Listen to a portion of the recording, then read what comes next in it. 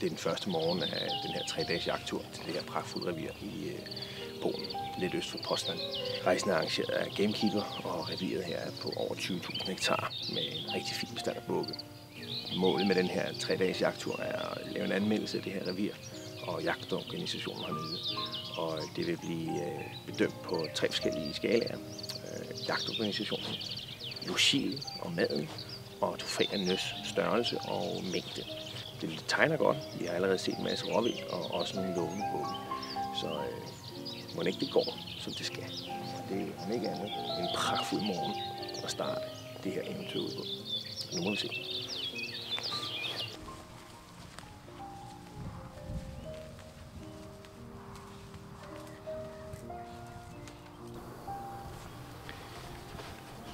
En af de meget charmerende faktorer ved at gå på jagt i Polen, synes jeg, er den meget varierende jagtmetode.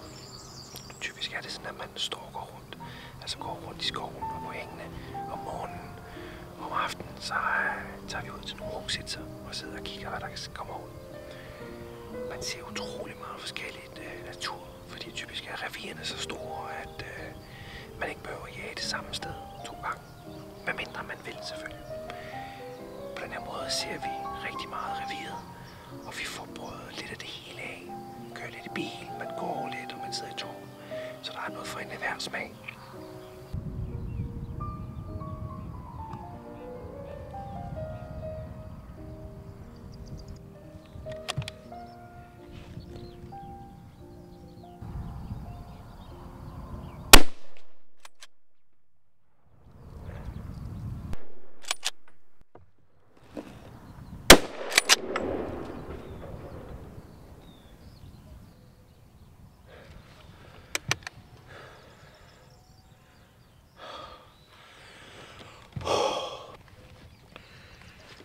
Der kom pludselig vi har siddet og kigget på en lille buk heroppe, og ind fra højre kommer der så pludselig en 6-hænder, der jager med en spidsbuk.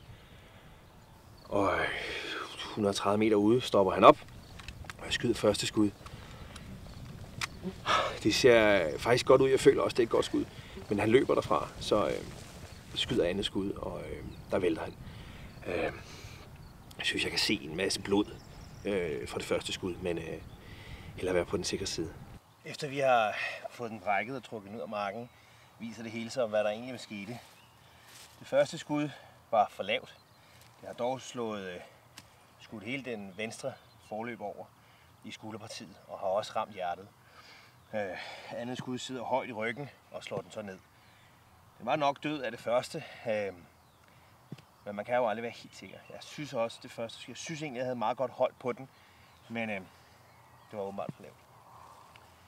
Som en gammel svensker engang sagde til mig, vi skyder til dem, til de ligger. Man kan kun såre den 1 gang. Og i det her tilfælde, så kan han jo også have haft ret. Vi ved jo ikke, hvor langt den var løbet. Så skulle vi bruge en masse tid på at lede efter den. En nydelig, ældre 6-hænder. Jeg er super glad. Super glad. Dejlig aften.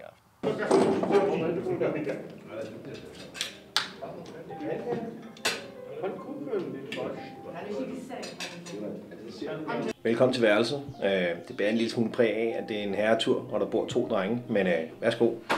Herinde der har vi vores pragtfulde badeværelse. Det er lyserødt. Og lidt polsk, måske endda russisk, tror jeg, for dengang. Det her pragtfulde palads er bygget for 100 år siden, har de sagt. Herinde har vi vores stue og soveværelse. Der er plads til mange. Det er polske standarder. Det er ikke dårligt. Det er heller ikke særlig moderne. Det er måske heller ikke så vildt fint, men det fungerer. Vi sover her jo kun. Det er hårdt at være på bukkejagt. Det betyder 3-4 timer søvn om aftenen, søvn midt på dagen, og ellers så går vi på jagt, eller spiser mad. Og det er jo pragtfuldt. Så vi har ikke behov for så meget. Men nu skal jeg i hvert fald sove, så godnat.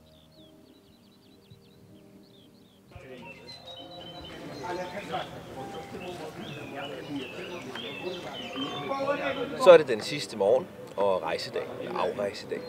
Klokken er 8:30, og vi har stadigvæk ikke helt fået den sidste jæger hjem fra morgenbussen. Vi har været 6 jægere afsted, og totalt har vi skudt 20 bukke nu. Men igen, vi ved ikke, hvad den sidste kommer hjem. Jagtorganisationen, og dermed guiderne og reviret, var pragtfuldt. Det var polakker, som ikke snakkede ret meget engelsk og heller ikke ret meget tysk. Trofæernes størrelse og mængde kan man ikke rigtig klage over. Vi har ikke selv været så vildt heldige. De andre har ikke rigtig været med mig. Så jeg har skudt en nydelig, lyreformet ældre sekser. Men som en af gruppens drenge har bevist, så findes der rigtig pæne, store bukke på det her revir. Der er en 5-6 bukke, som er i den her klasse, ud af de 20, vi har skudt. Så der kan man ikke brokke sig. Vi har set masser af bukke. Men som det jo altid er med jagt, så er der ikke noget, der er givet på forhånd, og man skal arbejde for det. Og en gang imellem, så har det også lidt med held at gøre. Så alt i alt det her sted er helt sikkert værd at besøge, og det vil vi nok gøre en anden dag.